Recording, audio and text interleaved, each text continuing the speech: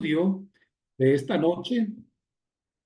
Voy a presentar el estudio de esta noche y vamos a iniciar con una charla que se llama El hombre o el ser humano ante Dios, el ser humano ante Dios. Y voy a compartir la presentación para apoyarnos en las reflexiones. Como seres humanos hemos aceptado que estamos aquí no por nosotros mismos, ni únicamente por una casualidad o una circunstancialidad, sino que el ser humano se halla en el mundo porque hay un poder, una inteligencia infinita, pero también llena de misericordia, y que lo que existe, todo tiene un plan final, un propósito final. Creemos que el ser humano tiene un lugar relevante y vamos a tratar de comprender su naturaleza, su condición espiritual y su proceso de transformación que experimenta al participar de la fe en Cristo Jesús.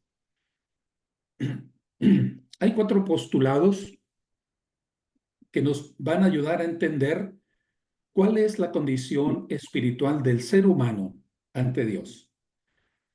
Y vamos a establecer esto primero porque esto nos ayuda para ubicarnos acerca de cómo vernos, cómo ver la realidad de la experiencia religiosa y cómo ver al ser humano en general.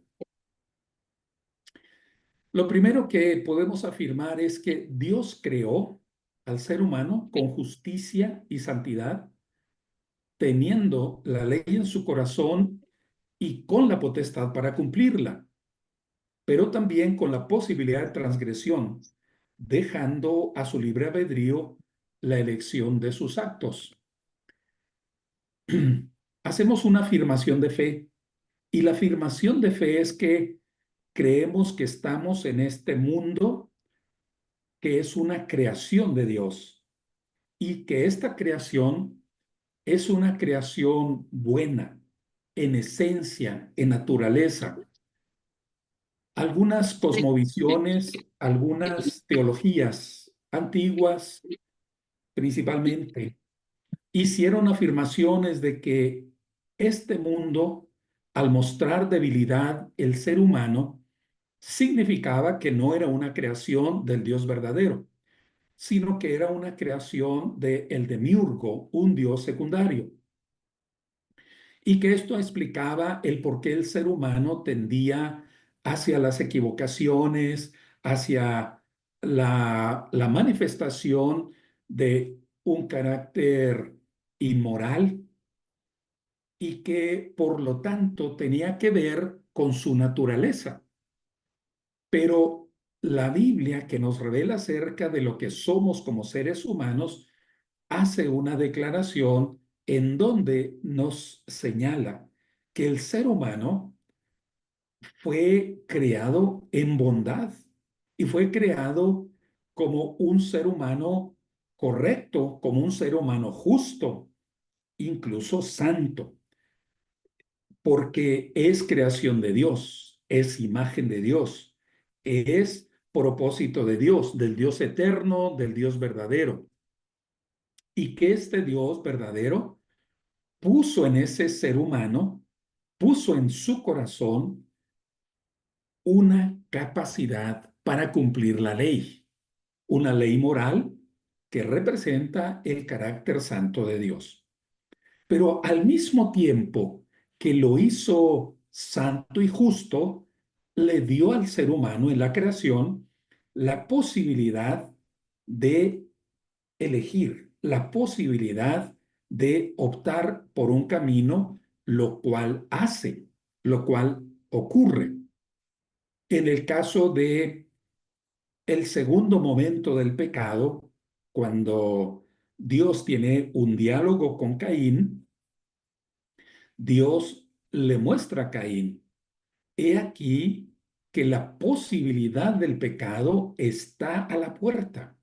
La posibilidad de la transgresión está a la puerta, pero tú decidirás qué pasa con eso. La propia posibilidad estaba en la condición del ser humano.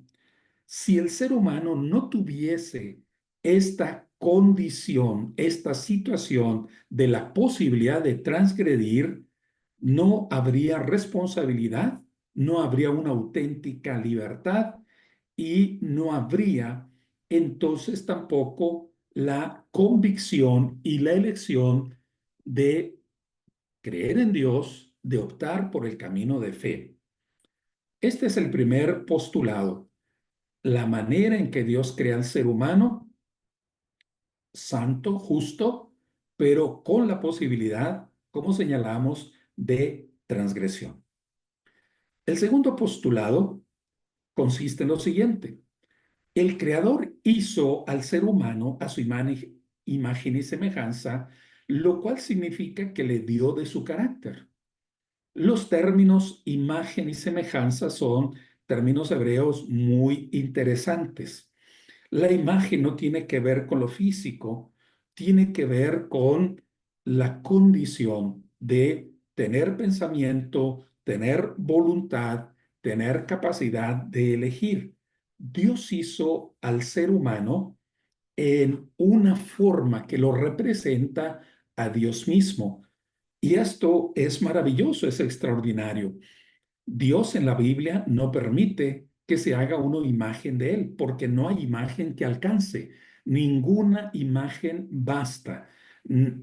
Ni de las cosas que Dios mismo hizo puede uno hacerse imagen de Dios. Pero Dios mismo puso su imagen, puso un aspecto de su naturaleza moral, lo puso en el ser humano, cosa diferente de los demás seres vivos. Y lo que puso es algo de su carácter. Al darle su carácter, nos dio a los seres humanos una mente capaz de deliberar y analizar qué es lo correcto, lo pertinente en cada situación. Dios no nos iba a pedir más que lo que Él nos capacitó para hacer. No es lo mismo que yo pueda hacer como humano con alguien que es menor que yo, ya sea en edad, en tamaño, en fuerza. Y por ejemplo, si yo quiero verme abusivo, quizá le pida a un niño de 4 o 5 años que levante una bolsa de cemento, como yo puedo levantarla, o por lo menos la levantaba, ¿verdad? Podía levantar 50 kilos. Hoy, qué bueno que ya hicieron de 25, así como de, ¿cuántas libras son? 25 kilos, como 50 libras, ¿no? Entonces ya hicieron bolsas más chiquitas y esas todavía las puedo levantar. Pero si yo le pido a un niño en una condición muy diferente, inferior en fortaleza, también en habilidad para hacer una actividad, me veo abusivo. Dios no es un ser abusivo. Dios es un ser sabio y al mismo tiempo compasivo, bondadoso, porque Él no nos iba a pedir cosas que no seríamos capaces de hacer. Él no nos iba a pedir responsabilidad moral si no nos hubiese dado la capacidad de analizar, de revisar y la capacidad finalmente de elegir. El problema del pecado del ser humano, el problema del fracaso del ser humano no tiene que ver con ignorancia, no tiene que ver con falta de información.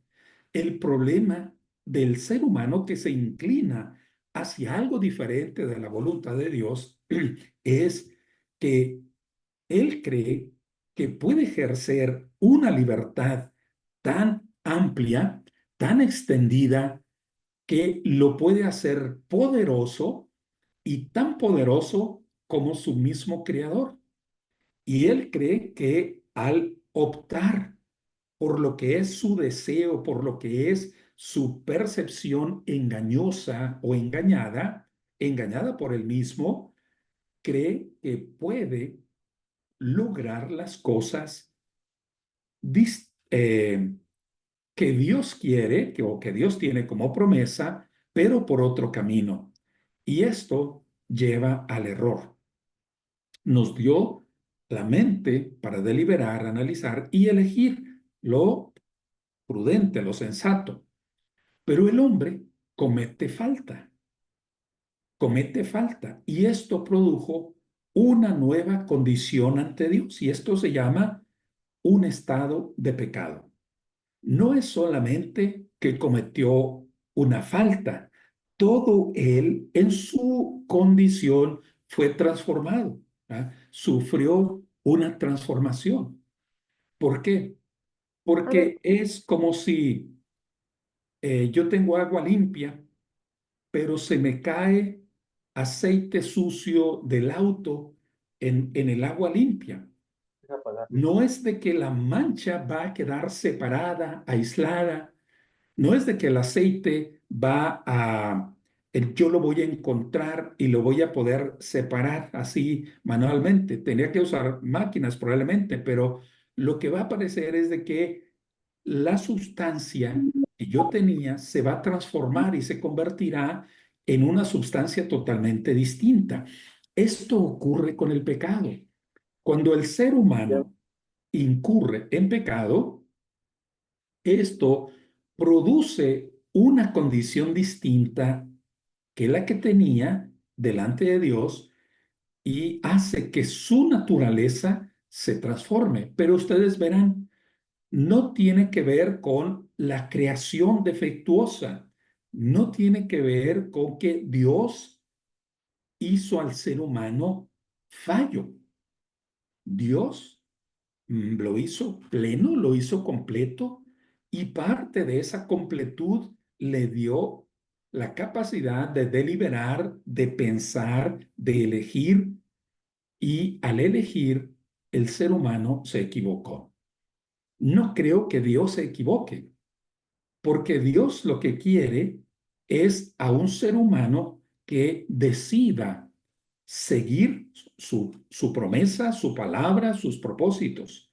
Dios no crea robots, Dios no establece como un programa de computadora al ser humano.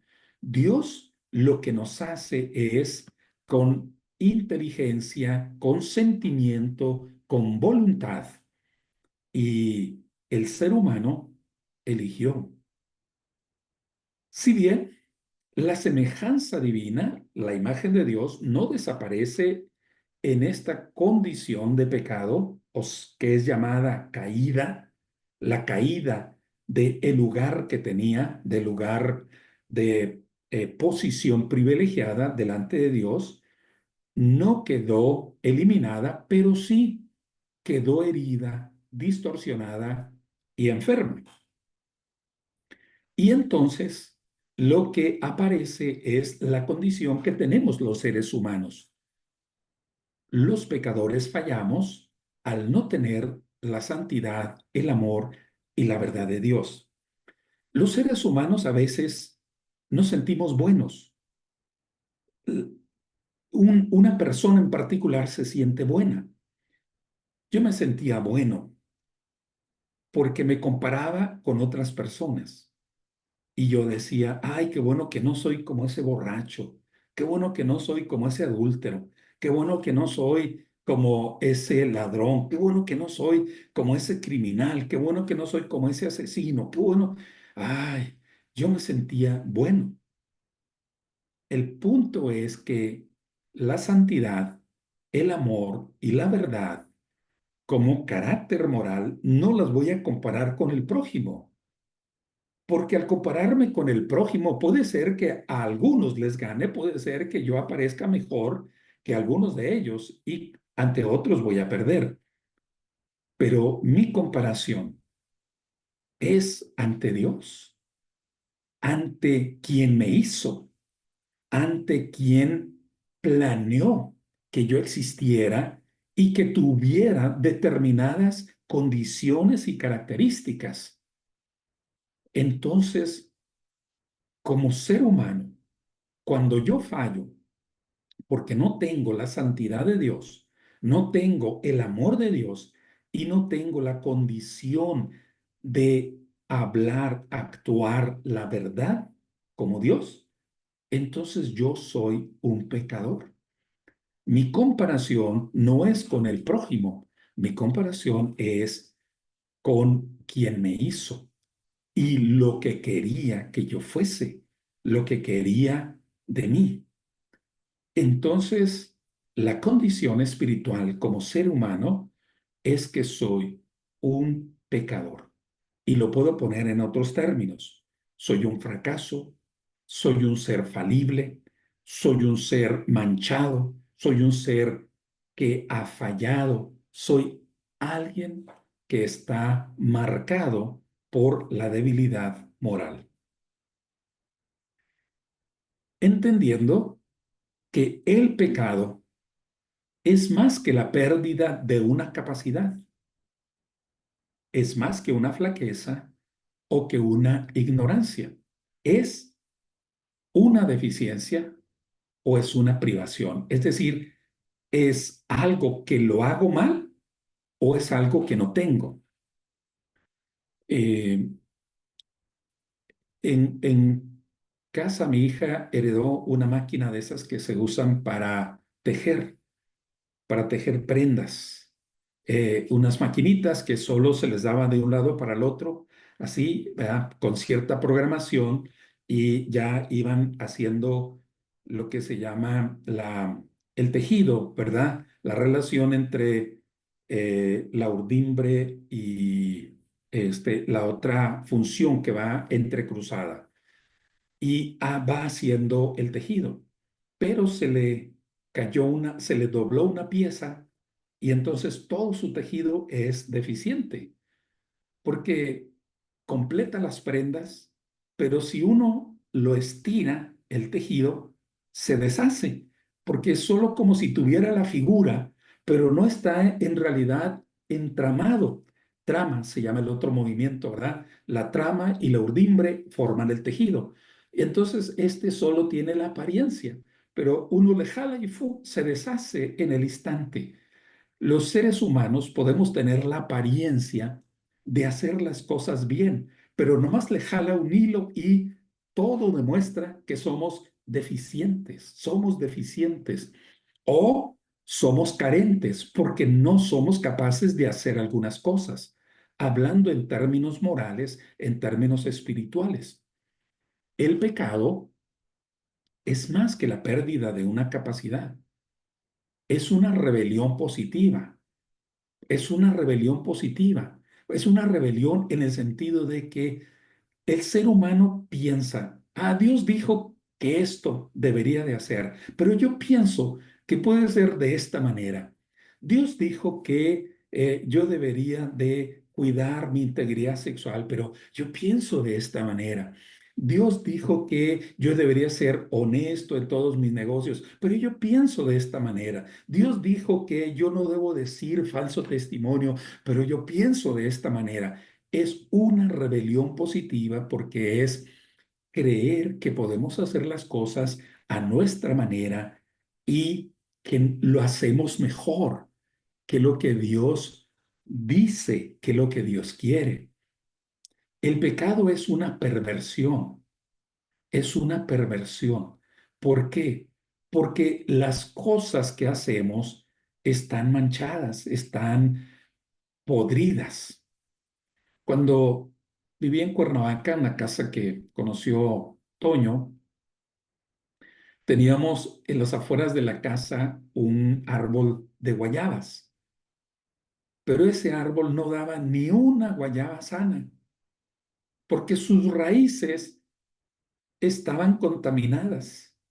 Tenía algo en la savia del árbol y se miraba muy bonito el fruto, pero que usted lo abría y estaban agusanados. Todas las guayabas traían gusanos, todas. El gusano no venía de fuera, el gusano venía de dentro, venía de las mismas raíces, venía del interior del árbol. El ser humano, el ser humano tiene una perversión natural. Es narcisista, egoísta, es avaricioso, codicioso, es alguien que está anhelando conseguir, lograr cosas solo para sí mismo, sin importar el prójimo. Todo el sistema en el que vivimos, este sistema eh, liberal o neoliberal, está basada en la codicia, está basada en la codicia. Logra todo lo que puedas, consigue todo lo que puedas, tienes derecho de tenerlo todo. Es un propio sistema de perversión. Pero no necesitamos que el sistema nos pervierta, porque la perversión viene ya de nuestras tendencias, porque estamos en un estado de pecado.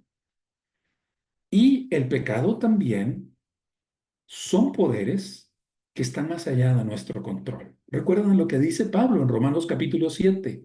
He aquí que he encontrado una cosa, he encontrado una cosa, que yo quiero hacer el bien, pero no lo consigo, porque al mismo tiempo que quiero hacerlo, hay una fuerza, un poder dentro de mí que me lleva a hacer lo contrario de lo que quiero, porque el pecado es como un poder que se ubica dentro de mí y me controla, me domina.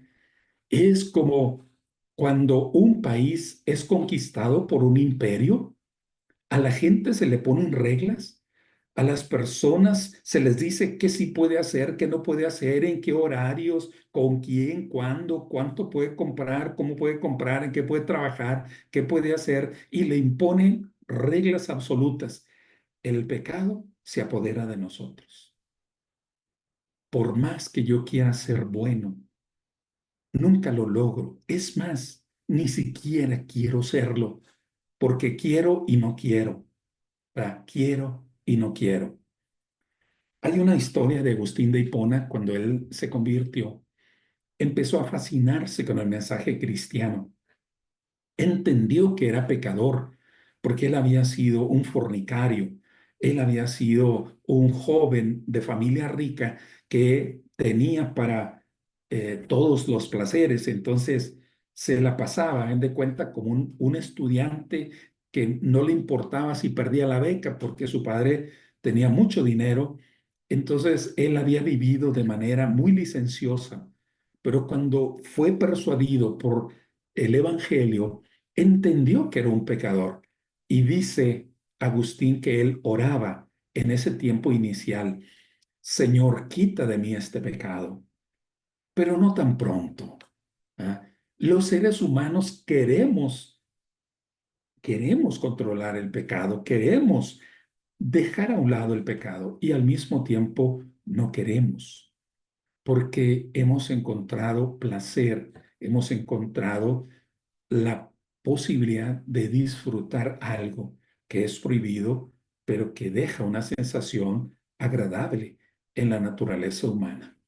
El pecado también es ceguera en cuanto a moralidad y experiencia religiosa. ¿Por qué? Porque no alcanzamos a ver el amor, la generosidad, la gracia de Dios y cómo nos habla tantas veces en diferentes maneras para que volvamos a su casa, a su cercanía, a experimentar la plenitud de su presencia. El pecado es una perversión de la voluntad y afecta la dirección del razonamiento del hombre, así como su poder de discernir. ¿Qué es lo que el ser humano natural quiere hacer? Lo prohibido. Lo prohibido parece más placentero. Parece que si lo consigo, voy a ser hasta más grande que Dios.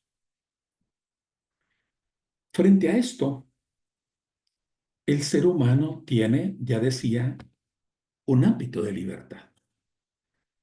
Hay una responsabilidad humana, hay una responsabilidad humana y hay posibilidad de liberación del pecado. El origen del pecado no está en la naturaleza mala de la materia, no es porque seamos cuerpo, no es porque yo tenga deseos sexuales o porque tenga apetito de comida o porque tenga deseos de trascender mi momento. El problema es, el problema es cómo quiero lograrlo, cuánto quiero lograrlo, cuánto es suficiente y la manera en que lo obtengo. En la Biblia tampoco se nos da la excusa del demonio. No es que yo me sienta en la total, em, con la herramienta o con la ventaja de decir, es que el diablo me hizo hacerlo, el demonio me hizo hacerlo. Y bueno, hay quien dice es que el diablo me llevó a la borrachera y luego a la pelea y luego al asesinato, o el diablo me hizo cometer adulterio, o el diablo me hizo ser violento y maltratar a, a mi hijo, a mi esposa, etcétera. No hay la excusa de que el diablo es el responsable del mal del hombre, aunque el diablo lo que hace es provocar, lo que hace es seducir, engañar a través de la mentira. Es el ser humano quien es responsable, aunque estuvo presente, no carga con la última culpabilidad. Pablo lo dice en Romanos capítulo 4. El pecado entró en el mundo por un hombre. Aunque haya estado el tentador allí en el huerto, la responsabilidad última es del ser humano. La esperanza del pecador no descansa sobre ritos religiosos, sobre actos sagrados o en obras de la ley para extirpar su responsabilidad o menguar su culpa delante de Dios o ante el prójimo. Tampoco vale la proyección de la culpa sobre otros. Es que así me criaron o es que el gen que traigo de esta tendencia pecaminosa. No. ¿Qué es realmente lo que puede liberarme del pecado? Solo a la luz de la fe, de un conocimiento genuino de Dios y que nos confrontemos con el poder del pecado, es que conseguimos ser perdonados. Solo cuando lo reconozco, solo cuando admito que el pecado está en mí. El pecado es un asesino silencioso, es la fuerza más destructiva sobre la tierra. ¿Cuál es el fondo de las guerras? ¿Cuál es el fondo de los delitos que cometen los carteles? ¿Cuál es el fondo de esta cultura de violencia que hay del hombre contra la mujer o a veces de la mujer contra el hombre, aunque es en mínimo porcentaje? ¿Cuál es el fondo de esta avaricia que lleva a los poderosos a apropiarse de lo que no les corresponde? El pecado. El pecado es ese asesino silencioso, es la fuerza más destructiva sobre la tierra. Lo experimentamos cada día en múltiples posibilidades de dañar. Aunque es un poder que sobrepasa nuestras habilidades y buenos deseos, no tenemos excusa. No tenemos excusa. Porque Dios nos dotó de la posibilidad de elegir en las decisiones morales y espirituales. Cada día, usted y yo, es como si estuviésemos en el huerto del Edén y cada día escuchamos la voz del incitador, del provocador, y cada día cometemos decisiones o tomamos decisiones equivocadas. Frente a eso, frente a eso, tenemos que admitir que estamos en condición de pecado. La santidad de Dios ilumina la gravedad de la pecaminosidad, como cuando Isaías ve esta visión de la santidad de Dios en Isaías 6, y cuando mira la santidad de Dios, un Dios que está sentado en su trono y que ángeles que están delante de él cubren con sus alas su rostro y le cantan a Dios, santo, santo, santo, porque la perfección de su justicia, la perfección moral de Dios provoca la mortalidad del ser humano. El profeta se siente morir y dice, ay de mí que soy hombre muerto, merezco la muerte. Pero frente a eso, la tendencia natural es evadir nuestra realidad de pecado. Y a veces, bueno, culpamos a otros. Es que así me hicieron mis padres, o es que la circunstancia se me presentó y con el cofre abierto hasta el más justo, ¿verdad? Es ladrón. O creamos un chivo expiatorio sobre quién depositamos la responsabilidad. Es que el gobierno, es que la policía, es que los vecinos, es que... Y tratamos de desviar la responsabilidad, pero no hay manera de evadirlo. Yo soy pecador. Tenemos que asumirlo. Tenemos que aceptarlo. La iglesia entiende que la condición de pecado es una inclinación hacia el pecado que se transmite de una generación a otra en la descendencia humana y que somos responsables cuando tenemos conciencia. Cuando la persona es niño, es pecador, pero no es imputable su pecado porque no tiene la conciencia moral del nivel para responderle a Dios. Dios así lo ve. El concepto de pecado original para algunos significa que todo ser humano comparte la culpa por el pecado de Adán, pero nosotros lo entendemos es que es la inclinación de la pecaminosidad o a la pecaminosidad. La doctrina de la corrupción total implica que toda nuestra bondad está deformada, deficiente, manchada, está corrompida por el pecado y no hay dimensión que esté libre de la mancha del pecado. Ni la razón, ni la voluntad o el sentimiento. Todos estos elementos están afectados por el pecado.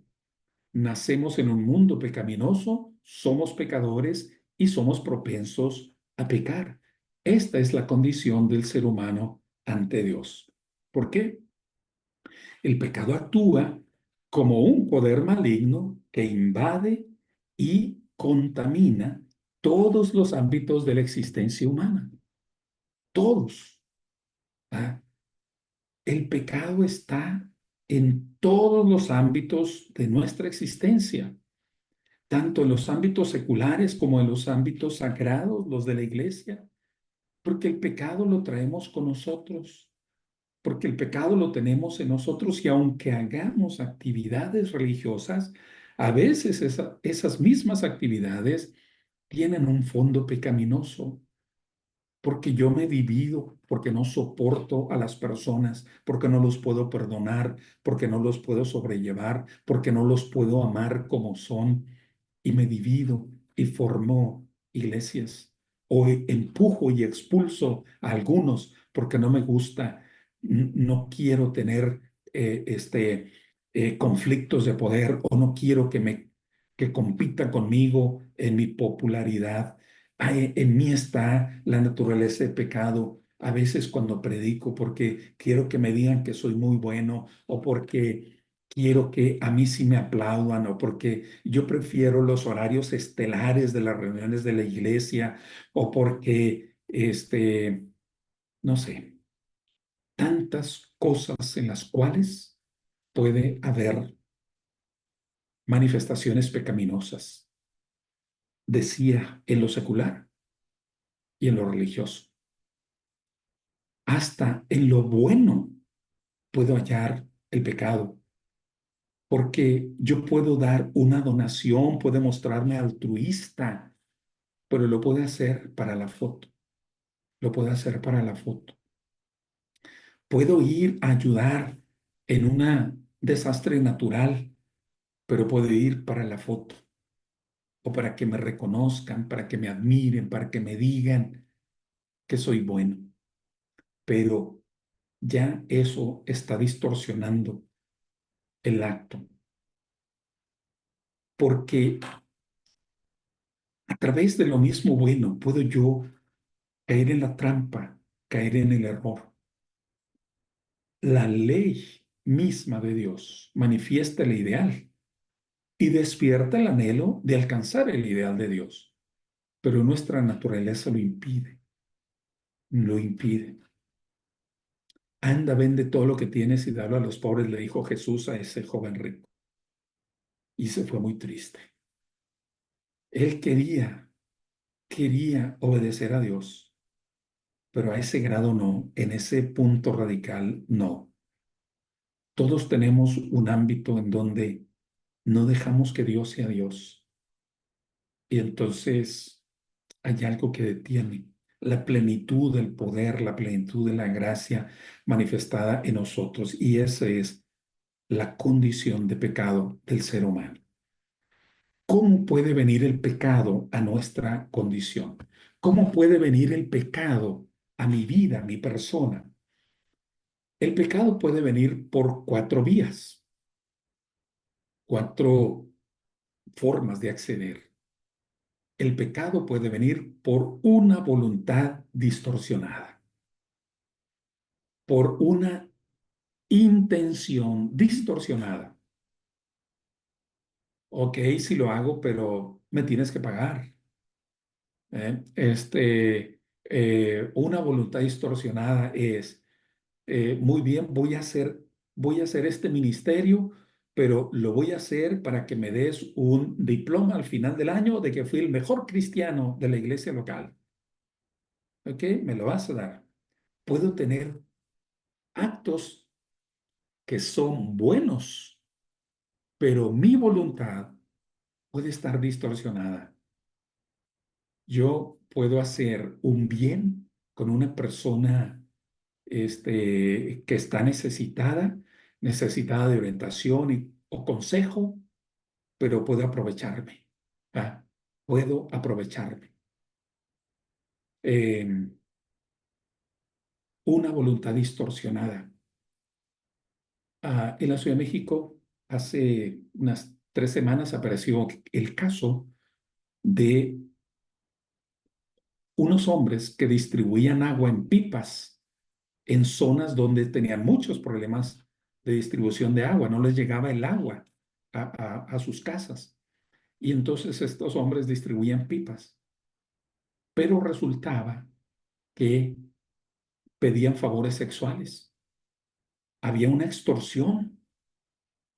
Yo, señora, le traigo la pipa y no le cobro porque eran pipas del municipio, pipas del estado, pero usted me va a pagar con favores sexuales.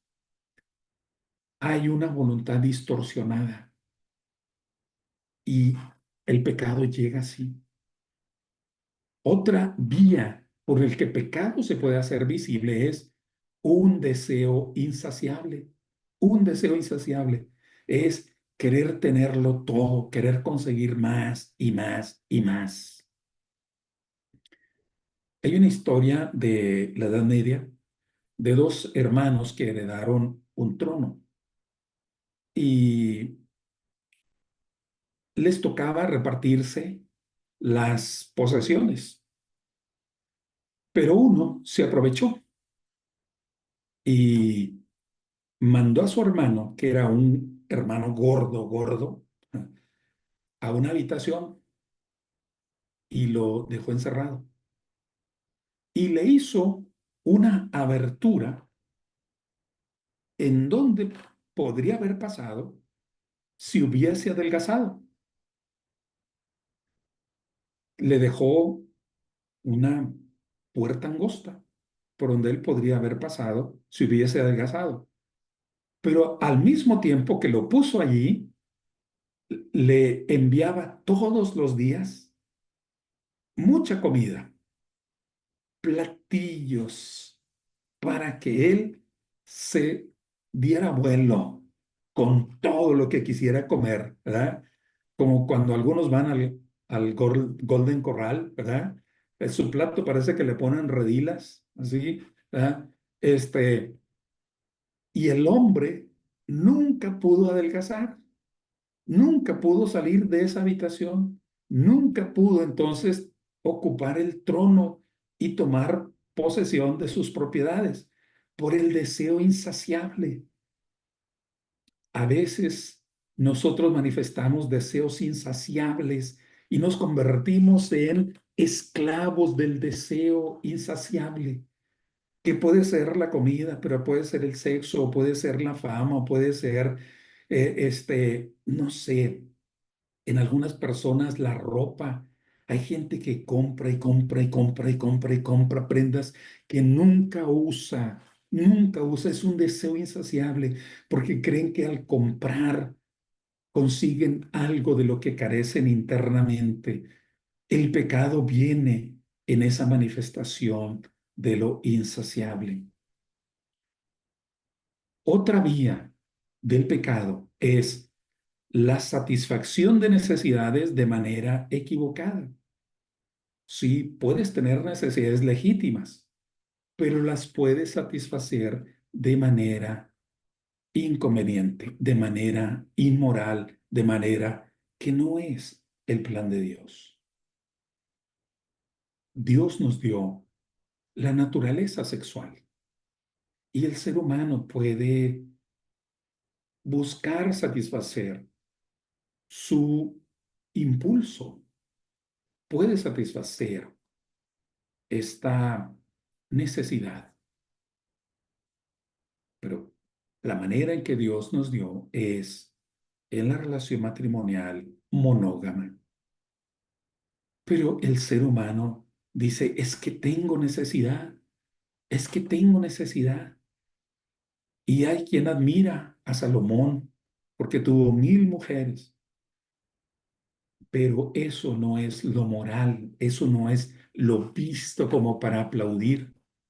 Cantares no es un elogio a Salomón, es una crítica a Salomón que no supo amar a una sola persona. Todo el mensaje de Cantares es la exaltación del amor de una pareja. Yo soy de mi amado y mi amado es para mí, dice la novia, y a la inversa también el novio. Hay quien puede satisfacer sus necesidades de manera equivocada. Es que tenía hambre y tuve que robar. Esta mañana estaba viendo un tráiler que volcó aquí cerca de la ciudad y rápido llegaron vecinos cerca de ahí del lugar o gente que pasaba por el sitio y como era un camión con leche envasada, empezaron a sacar las cajas y arrastrar las cajas y a llevarlas a sus autos, a sus camionetas, y no 1 litro ni 2 litros, era una vuelta y otra vuelta y todo lo que podían hacer. El problema es cuando nosotros buscamos satisfacer la necesidad que es legítima y que es natural, pero de una manera equivocada. Y un cuarto medio por el que viene el pecado es el exceso de confianza en sí mismo, llamado orgullo. El orgullo le arrebata a Dios, le arrebata a Dios sus obras, porque el orgullo dice, yo lo hice, me hice a mí mismo, yo conseguí mi casa, yo conseguí mi profesión, yo conseguí mi nombre, conseguí mi fama. si Dios no te lo hubiera dado, si Dios no hubiese estado en tu camino, en tu proceso, no habrías conseguido nada. Toda bendición se la debemos a Dios, pero el orgullo le arrebata a Dios su gloria. Y estos son caminos del pecado. Eh, Me voy a pasar esa. Los seres humanos estamos llamados a la santidad porque esta es la naturaleza de cómo Dios nos creó. Es la forma en la que Dios nos creó. Efesios capítulo 4, verso 22 al 24 dice, esta es una versión contemporánea, se les enseñó a dejar atrás la forma de vida que llevaban antes. Ese viejo ser va de mal en peor por los deseos engañosos. Aprendieron a renovar su forma de pensar por medio del Espíritu y a revestirse del nuevo ser que Dios creó a su imagen para que practique la justicia y la santidad por saber la verdad. Este es el propósito que Dios tiene en nosotros, recuperar la santidad que Dios puso en la creación original. Es devolver en el ser humano el carácter moral que Dios puso en nosotros, que está porque somos a imagen de Él y somos llamados a practicar la justicia y la santidad una vez que conocemos la verdad. Y esto significa que hay cosas que hay que dejar atrás, una forma de vida, hay que dejar atrás ese ropaje, esa vestimenta, ya desgastada de la naturaleza humana y por medio del Espíritu venir a la santidad de Dios. Ahora bien, como somos llamados a ser santos, ¿en qué consiste la santidad? Santidad consiste en que nuestra persona se conforme al carácter de Cristo. No se trata solo de ser nuevos. Se trata de que esa novedad sea conformada al carácter de Cristo, no a lo que a mí me gusta, no a lo que a mí me parece bien, sino ya está el molde. El molde ya está hecho. Y el molde es que es el carácter de Cristo. ¿Cómo puedo o cómo participo yo de esta transformación? Bueno, el comienzo está en el poder del Espíritu Santo, porque es el Espíritu Santo quien empieza la regeneración. Yo no puedo hacerme bueno por mí mismo. Yo no puedo hacerme bueno. No puedo por mí hacerme bueno. Hay personas que dicen, yo me voy a bautizar cuando ya deje mis pecados, cuando deje mis malos hábitos, cuando ya mi corazón sea limpio y ya no guarde yo resentimiento, ni esté enojado con nadie, ni viva en pleito conmigo mismo, sintiéndome con una carga por mi culpa. Nunca voy a alcanzar por mí una nueva vida, nunca. Solo el Espíritu Santo puede realmente hacer de mí alguien diferente, porque es el Espíritu Santo quien empieza la regeneración. Es el Espíritu Santo quien me va a confrontar de mi pecaminosidad, me va a revelar la santidad de Dios y me va a mostrar mi necesidad de ser diferente. Y solo el Espíritu me va a dar el deseo de querer ser diferente. Porque por medio del Espíritu es el proceso de crecimiento en la gracia. No lo puedo hacer de mí, porque yo estoy atrapado en el poder del pecado, porque voy a querer, pero al mismo tiempo voy a no querer. Al mismo tiempo voy a querer algo distinto, contrario, y voy a querer permanecer igual. Por esto, Pedro dice que el perro vuelve a su vómito y la puerca lavada al lodo, porque es la naturaleza humana. Si yo trato de hacerlo por medio de la naturaleza humana, puedo ir al bautismo, pero puedo volver al pecado. Solo por medio del Espíritu me dará el poder de querer ser diferente, de empezar una vida distinta en la regeneración, de ser conformado al carácter de Cristo. Pero debo tomar la decisión de entregarme continuamente al Espíritu de Cristo y realmente disponerme a abandonar conductas que son impropias. Hay cosas que tengo que dejar. Hay cosas que debo abandonar, hay hábitos que debo romper, hay tendencias que debo quitar. Lo que está en mí, debo decidirlo y debo romper con ello. Lo que está equivocado. Y solo el Espíritu me va a ayudar a romper con las tendencias tóxicas, con mis conductas equivocadas, con esos hábitos autodestructivos. Solo el Espíritu me dará la fuerza para hacerlo. Y solo el Espíritu me ayudará a vivir en la virtud cristiana, de la paciencia, de la bondad, del perdón, de la gracia, de la justicia, de la santidad, de la rectitud, etcétera, etcétera. Solo el Espíritu me dará la capacidad de vivir en esta manera. Porque la santidad es una acción de Dios en mí. Es una acción de Dios por medio del Espíritu que suscita y produce la regeneración y la purificación de mi interior y me separa del poder del pecado. Y esto es la santificación como creyentes. Hay que distinguir la justificación de la santificación.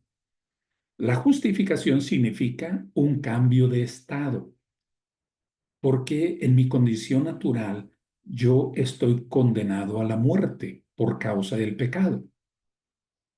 Pero la justificación significa que yo soy liberado de la condición de pecado por medio de la sangre de Cristo. Al creer, soy declarado santo y soy conducido a una vida de devoción al Señor. Esto se llama santidad posicional o imputada, es decir, la justicia de Cristo es puesta sobre mí y Dios me ve con esa justicia de Cristo. Cuando yo le digo, creo, Señor, en ti acepto que soy pecador y quiero que tú perdones todos mis pecados y que tu justicia sea mi justicia. Entonces, mi posición, sea de ubicarme, cambia delante de Dios. Y la santificación es un cambio en la naturaleza del ser. Es la purificación del corazón. Con la justificación yo cambio de lugar de condenado a perdonado. Soy declarado justo. Y la santificación es que mi corazón es purificado. La santidad es un proceso que no termina.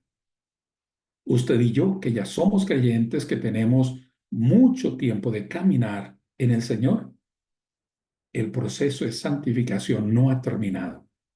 Ninguno de nosotros es una obra acabada. Sigue habiendo ámbitos en los cuales Dios todavía no domina, todavía no dejamos que sea Señor en nosotros.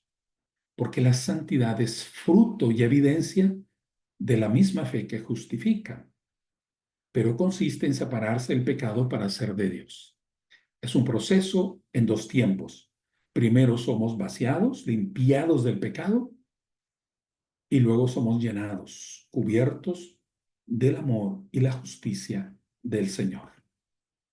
La santidad no es estar exento de pecado, ¿ok? No es de que yo diga, yo soy, yo soy santo porque ya no tengo pecado, o no puedo decir que soy santo porque sigo teniendo pecado. No necesariamente. Mientras estemos en la carne mortal, no podemos llegar a la perfección de Dios. La perfección de Dios solo lo vamos a obtener en el momento de la glorificación y la resurrección. Como cristianos enfrentamos batallas que van a durar toda la vida en contra del pecado, en contra de la carne, del mundo caído y del diablo. Pero podemos crecer en madurez espiritual, podemos avanzar en integridad, con la disposición, no por accidente, con la disposición de buscar el bien, la fidelidad y el amor.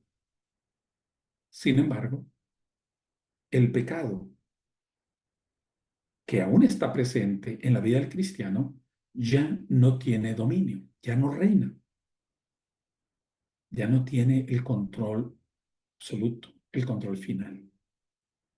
El pecado aparece circunstancial y ocasionalmente, mas no como dominio total. La santidad bíblica significa una vida de discipulado comprometido y sensible e implica una fe tenaz y un amor rebosante. La santidad también es una condición que es exigida en la naturaleza del creyente. No es de que el bautismo es un acto mágico con el cual ya es como un sello de ya tengo yo la garantía de salvación para siempre y no importa lo que yo haga. No, soy marcado de que soy de Dios, pero al ser bautizado me queda la exigencia de que la nueva naturaleza se tiene que hacer evidente en mí. La santidad es el reajuste de toda nuestra naturaleza en la que los apetitos de la carne y los pensamientos son sometidos a Cristo en una mente renovada, en una exigencia que proviene de la misma naturaleza de Dios con quien se tiene comunión por la fe. ¿Qué implica la santidad? La santidad es resultado de nuestra unión con Cristo. El que tiene esperanza viva no se conforma con su condición inicial, sino que se purifica. Primera de Juan 3:3 apoya esto. Si usted ya tiene este comienzo de la fe, ese comienzo de la fe no es todo, es solo el principio. Tiene que avanzar, avanzar por la esperanza viva que está en usted. También la santidad consiste en que Cristo tome dominio del corazón del creyente y Cristo va purificando las áreas de nuestra personalidad. Además, es una responsabilidad del creyente crecer en la santidad. No es de que yo me cruzo de brazos y a ver qué es lo que Dios hace de mí. Debe haber una disposición de obediencia, de darle a Dios su lugar y de permitir que el Espíritu Santo tome control de todas las áreas, aún las áreas oscuras de nuestra vida. Un poco más antes de terminar. O más bien, creo que estamos por horario en el momento de finalizar. Eh, bueno, eh, hasta aquí y si el Señor lo permite, continuaremos en la siguiente sesión para eh, repasar lo que Dios hace en nosotros. La próxima sesión veremos acerca de lo que sí se logra, lo que ya sucedió en el creyente, lo que está sucediendo de manera continua y lo que habrá de suceder solo hasta la venida de Cristo. Entonces, por lo pronto, aquí dejamos la presentación. Muchas gracias, mis hermanos. El Señor sea con todos ustedes. Bueno, pues muchas gracias, maestro. Gracias por la exposición tan clara y tan bastante bien estructurada. Hermanos, tenemos unos minutos por si tiene alguna cuestión, alguna pregunta para el maestro. Tenemos minutos para ello. Por mientras, voy a mencionar dos preguntas muy frecuentes, hermano Ausencio, que puede tocar quizá pues no, son bastante frecuentes entre los nuevos creyentes. Y una es precisamente lo acaba de tocar hace como unos 5 o 10 minutos atrás, el hecho de que cuando se bautizan las personas, a veces creyendo que salen automáticamente siendo nuevas personas después de ser bajadas a las aguas, automáticamente piensan muchos que ya son nuevos. Y la otra pregunta frecuente es, quizá esto tiene mucho que ver más con cosas externas de muchas personas que piensan que el bautismo tiene que ser a fuerzas en un río, ¿verdad? Y esas dos preguntas frecuentes quizá podríamos Ujú. darle un toque. Por mientras, hermanos, si usted tiene preguntas, prepárelas para que el maestro pueda dar su observación. Adelante, hermano. Ok. Primero, la segunda pregunta, si tiene que ser en un río. Eso no es imprescindible. La palabra bautismo viene de baptizein, que quiere decir sumergir. Y sumergir solo es el símbolo, ¿verdad? De que algo sea totalmente este, cubierto por agua. Es algo que es depositado en el agua y es cubierto totalmente. La palabra era como utilizada como para cuando una prenda era sumergida en una cubeta, era totalmente sumergida. Si se iba a lavar o se iba a teñir, el término está asociado entonces con el hecho de cubrirlo totalmente por agua. Ya el medio en donde es cubierto por agua es secundario. Eso ya es circunstancial. Este, Porque bien podía ser en el río, bien podía ser en el mar, bien podía ser en un lago o en nuestro caso en una piscina o incluso en una pileta pequeña. Eso ya es circunstancial. El símbolo es muy interesante porque el texto de Mateo dice bautizándolos en el nombre del Padre, el Hijo y el Espíritu Santo. La preposición en es una preposición en griego que en realidad literalmente se podría traducir como dentro de, bautizándolos dentro de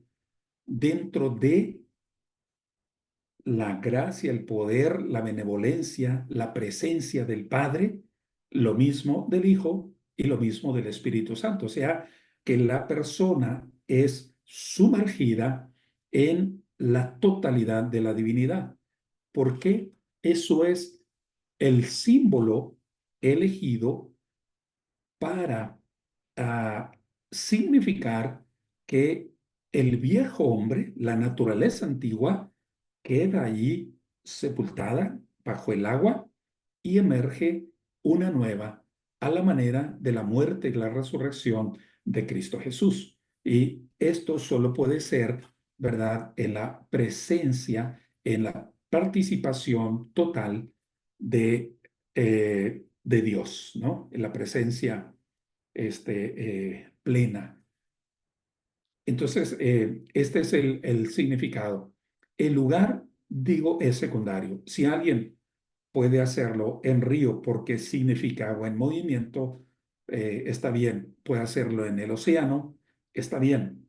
Pero si no hay posibilidad de hacerlo, el significado no se pierde si se hace en un depósito, como una pileta, un pool, lo que se tenga al alcance. Y la primera pregunta, es justamente el tema que sigue, sería el tema que sigue. qué sí ocurre en el bautismo, qué no ocurre en el bautismo. Y una de las cosas que no ocurre es que no desaparece la tentación, no desaparece la inclinación al pecado, porque el viejo hombre no muere del todo en el bautismo. Por eso es el proceso de la santificación que va dejando de lado el viejo hombre, cada vez lo ve más lejano, por el proceso de santificación. Pero eso, si Dios lo permite, lo veremos en la siguiente sesión. Gracias, maestro. Hermanos, adelante con alguna pregunta, alguna cuestión que tengan antes de despedirnos. Sí, hola. Adelante, Héctor. Sí, adelante. Ah, tengo dos preguntas. La primera es que si uno se puede volver a bautizar después de ya ser bautizado. Creemos que no puede haber un segundo bautismo.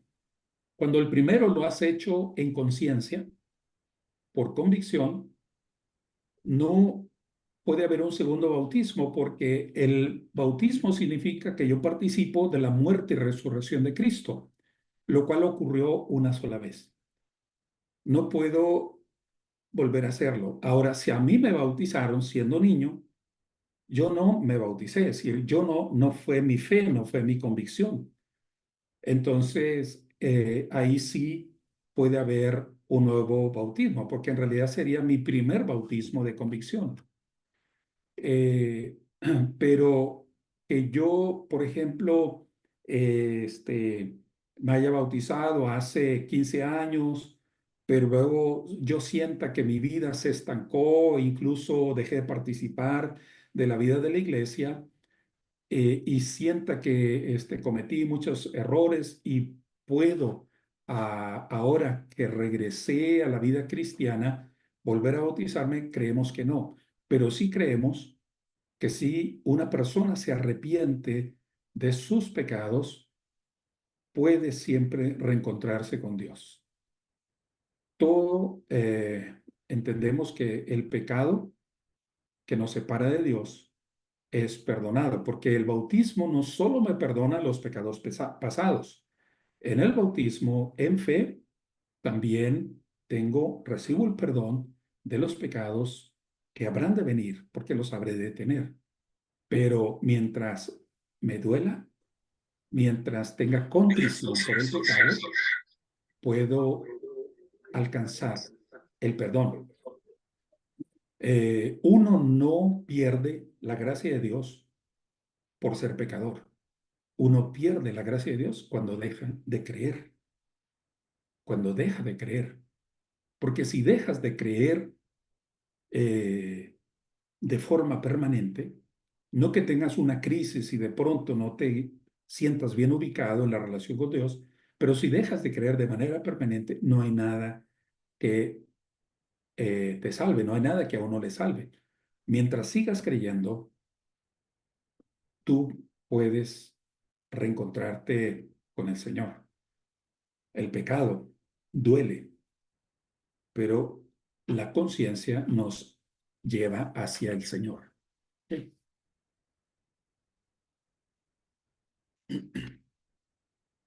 Ok, gracias, hermanos, muy por sí, de nada. otra pregunta que tengo es que ah, ¿qué es lo que comienza después del bautismo? ¿Qué es el compromiso? Eh, el compromiso es el mismo que tienes antes del bautismo, es caminar en obediencia, es el mismo. Solo que con el bautismo lo que uno dice es, Señor, reconozco que solo no puedo transformarme, que solo no puedo vencer el pecado. Reconozco que necesito ser regenerado y admito mi fracaso y quiero el poder de tu espíritu guiándome.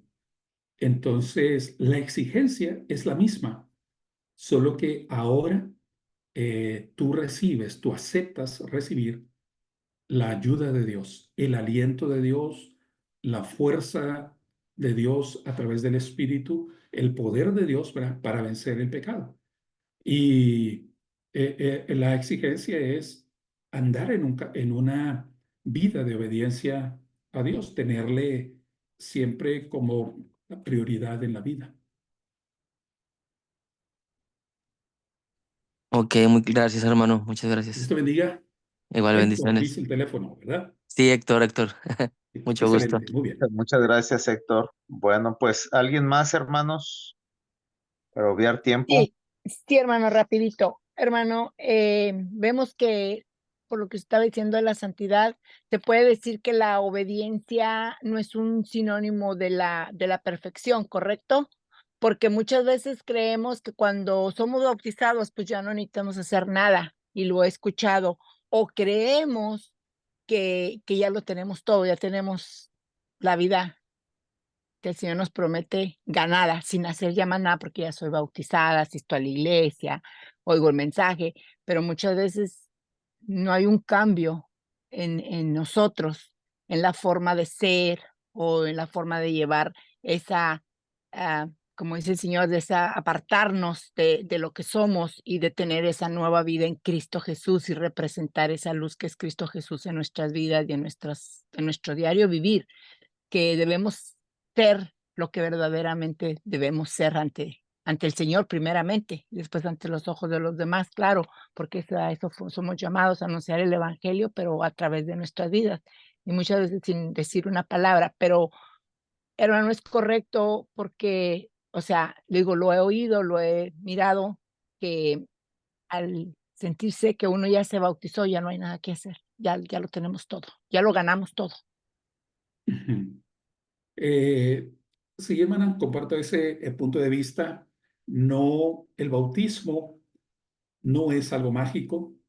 El bautismo no es de ninguna manera ah, ¿cómo sería? Como la certeza de que ya lo tengo todo. El bautismo es el comienzo. Lo requiero porque es el inicio, es el signo o la marca de que soy de Dios, de que acepto que Dios sea Dios en mi vida. Pero, como señalaba, uno puede tener una vida religiosa, pero puede tenerlo por las intenciones equivocadas. Hay quien puede ir a la iglesia porque le conviene económicamente o porque tiene miedo simplemente. No temor reverente, sino miedo. O porque tiene interés de quedar bien con la gente, ¿verdad? Una nuera que quiere quedar bien con la suegra o un yerno que quiere quedar bien con el suegro o pero que en el fondo de su corazón en realidad no le ha dado el señorío a Dios en su vida. Entonces, no son los rituales religiosos, es la verdadera convicción de fe y darle a Dios el lugar que le corresponde, ¿verdad? En todos los ámbitos.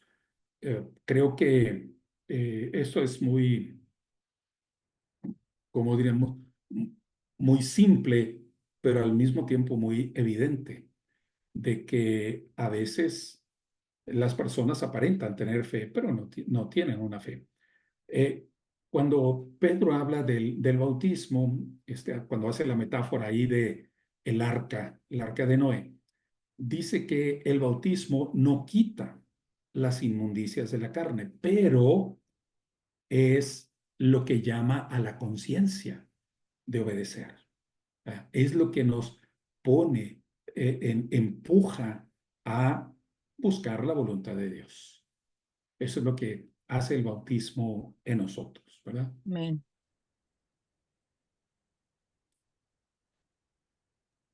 Bueno, pues muchas gracias. Hay otra pregunta que dice, cuando uno se bautiza ya no tiene que cometer ningún pecado porque ya, dice, no entiendo muy bien la pregunta, dice, ya no hay perdón o ya hay perdón, algo así. Entonces no sé si la pregunta es clara, hermano. Digamos que no deberíamos cometer pecado. pero ese no deberíamos es algo ideal, es algo ideal. Pero de que no cometemos pecado, yo creo que la Biblia lo explica. Por ejemplo, en la carta a los Corintios, cuando Pablo les escribe y les dice a los santos de Corinto, a los santos de Corinto. Y luego empieza a hacer una lista de todos los pecados que hay en Corinto, ¿verdad? De los que se van a los templos profanos, a la idolatría, de los que andan en pleitos legales, de los que corrompen la Santa Cena, de los que crean divisiones, etcétera, etcétera. Entonces uno dice, ¿y los santos dónde quedaron? ¿Ah? ¿Dónde están los santos? Este, o el texto de Primera de Juan. Estas cosas las escribo para que no cometan pecado, pero si cometen pecado, abogado tenemos para con el Padre a Jesucristo el justo. Y nos dice, ¿verdad? También ahí en la primera carta de Juan, que el que diga que no tiene pecado, le está hablando a una comunidad ya formada, seguidores de Cristo. El que diga que no tiene pecado le hace a Dios mentiroso. Entonces, sí tenemos manifestación de pecado. No deberíamos pecar, pero hay todavía pecado, ¿verdad? Lamentablemente. Pero esto es la santidad, es el proceso de la santidad, ¿verdad? Lo que va depurando nuestro carácter, nuestra personalidad, nuestra mente, nuestros deseos, nuestras conductas, es la decisión de Dios. A lo mejor, ¿verdad? Porque hay una controversia sobre si es posible que haya pecado o no haya pecado.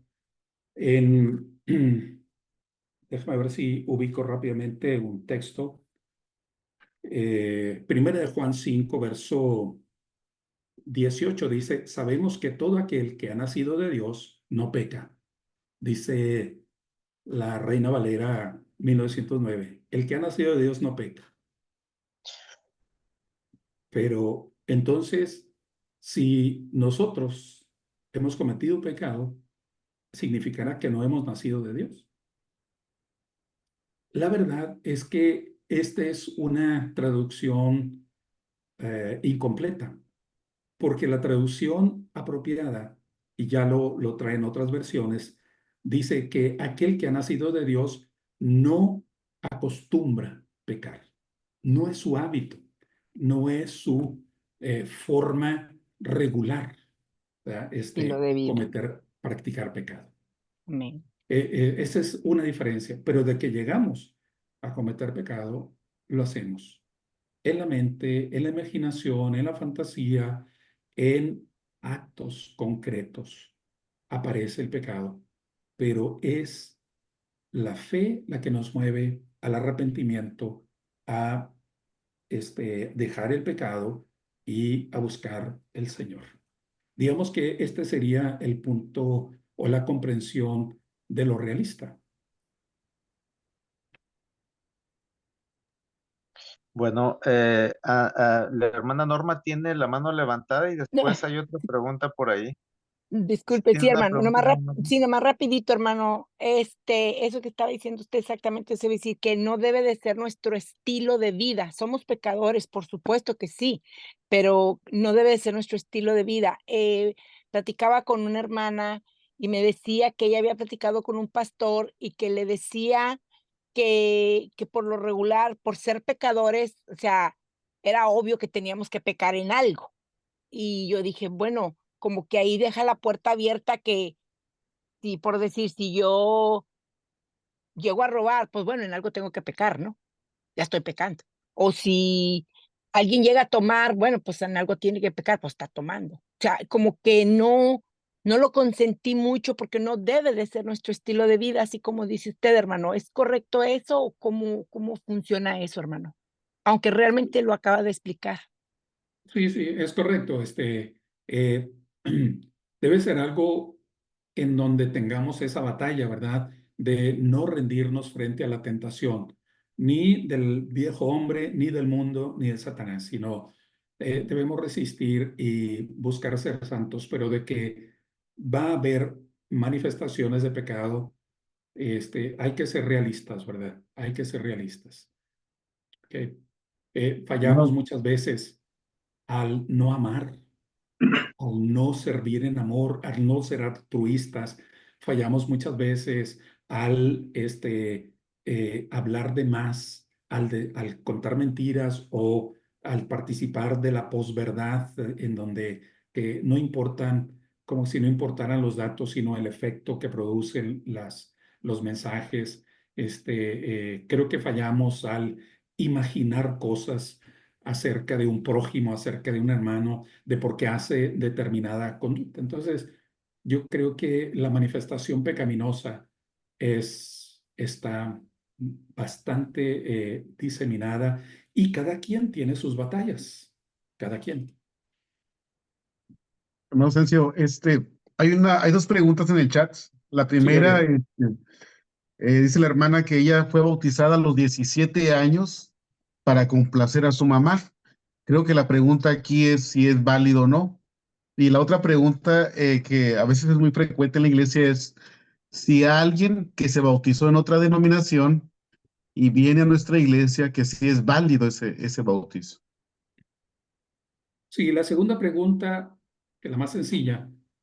En México tenemos una comprensión de que si alguien fue bautizado en el nombre de Cristo Jesús por inmersión, eh, y lo hizo en fe, aunque su conocimiento era parcial, no conocía toda la doctrina bíblica, su conocimiento era parcial, pero conocía cuestiones esenciales, y cree que su momento de bautismo fue en verdadero arrepentimiento, confiando en el Señor, su vida. Es posible aceptar su bautismo. Nosotros tenemos ese entendimiento, esa es una declaración. Creo que en Estados Unidos también, no sé, en algunos otros países. Eh, pero ah, a mí me cuesta mucho imponerlo otra vez, ¿verdad? Cuando la persona dice, es que yo sí ya me bauticé, ¿verdad? Yo ya hice este pacto con el Señor. Entonces, lo que hacemos, pues, es una recepción y un acto de pedir el don del Espíritu Santo sobre la persona para confirmar su vida en Cristo. Y la pregunta primera, si la persona que se bautizó siendo muy joven, como una ah, forma de quizá evitar ya más presión o querer congratularse con su familia, yo tendría reservas de decirle que sí se bautice de nuevo, porque este, algo debe haber tenido de fe, aunque no haya tenido toda la comprensión, como en realidad ninguno de nosotros cuando nos bautizamos tenemos ya una comprensión total de lo que significa el bautismo. Hoy mismo, cualquiera de nosotros que ya es bautizado tiene el mismo conocimiento o la misma disposición que tuvo cuando se bautizó. Tal vez lo hicimos en ingenuidad, tal vez lo hicimos como una manera de que es que se van a bautizar también mis amigos y yo quiero ser parte de eso, ¿verdad? Como una identidad de grupo. Muy bien, no teníamos toda la madurez, pero sí había algo. Ya teníamos algo, teníamos la semilla de fe, teníamos algo de conciencia. Ya hubo un sí que dijimos, aunque sea imperfecto, ¿verdad? A diferencia de cuando es un bebé que lo llevan, la fe era incompleta. Yo creo que el bautismo vale para cuando uno dice, Señor, me bauticé con un conocimiento parcial, un entendimiento parcial, tal vez algunas inclinaciones incorrectas, Señor, pero gracias porque me diste la oportunidad de ese pacto. Te dije que sí, o ahora entiendo mucho más lo que significa el bautismo y acepto que tú seas Señor en mi vida, acepto quiero tu perdón, necesito tu perdón. Yo creo que esta es la forma de que uno siempre trabaja hacia el pasado para perfeccionar el presente y es de alguna manera lo que hacemos en cada cena del Señor. Nuestra vida va creciendo, nuestra vida va ampliándose, extendiéndose. Me refiero a la vida cristiana. Va extendiéndose y entonces cada vez el pacto es más claro, más comprensible, es más fuerte también y implica más aspectos de nuestra personalidad. Yo creo en esa forma de completar lo que se pudo haber hecho de manera parcial. Bueno, pues muchísimas gracias por sus preguntas, comentarios. Creo que ya es tiempo de terminar. Muchas gracias, hermano Ausencio, por la exposición tan completa. Y pues no resta más que invitarles el próximo lunes. Vamos a tratar de mejorar la hora, de negociar la hora, porque pues aquí se movió también el horario de invierno y se recorrió también para California, o sea que vamos 2 horas adelante. Y pues me gustaría platicar con mi hermano Pastor Gabriel para ver cómo podemos hacerle, hermano Ausencio también, y luego tenemos noticias sobre eso. Pero el Estoy próximo abierto lunes, a considerar lo que es para ustedes mejor. excelente, maestro, muchas gracias. El próximo lunes igual tenemos la misma invitación para reunirnos con estas clases prebautismales y también para bautizados. Así es que si tienen preguntas, pues desde ahorita empiecen a escribirlas y yo creo que el maestro con todo gusto empieza a comentarlas en el próximo lunes. De antemano, muchas gracias a todos. Quiero invitar al pastor Gabriel Pérez que nos despida en oración. Si tienes algo que agregar, hermano Gabriel, pues adelante. Pues no, nada más pues como lo dijiste, ¿verdad? Agradecimiento a nuestro hermano Ausencio siempre es una alegría el tenerlo, el mirarlo, el poder escucharlo, siempre, de verdad que es una alegría, pues es una bendición. Vamos a orar, hermanos, para despedirnos. Padre nuestro, Señor, te damos gracias en esta noche. Gracias por este tiempo en el cual podemos convivir, en el cual podemos tener comunión, Señor, y podemos seguir creciendo, Señor, en tus cosas, Señor. Te damos gracias por la vida de nuestro maestro. También te doy gracias por la vida de cada uno de mis hermanos que se conectaron el día de hoy, Señor, y también los que van a escuchar esta clase después, Señor. Te doy gracias por sus vidas, Señor. Te pido que tú sigas obrando, que tú sigas cumpliendo, Señor, tu propósito en la vida de cada uno de nosotros. Te agradezco, permítenos descansar en esta noche, tener un sueño placentero, Señor, y mañana, si tú lo permites, Señor, el poder despertar y agradecerte por un nuevo día, Señor. Te damos gracias por todo. Despídenos en paz y con tu bendición en Cristo Jesús. Amén. Amén, amén. Pasa voz a todos, hermano Ausencio. Feliz Pasa voz. noche. Pasa Paz, voz, muchas igualmente. gracias. Paz. Dios le Salud. bendiga. Paz, paz. Qué bueno que se conectaron, hermanos. A vos,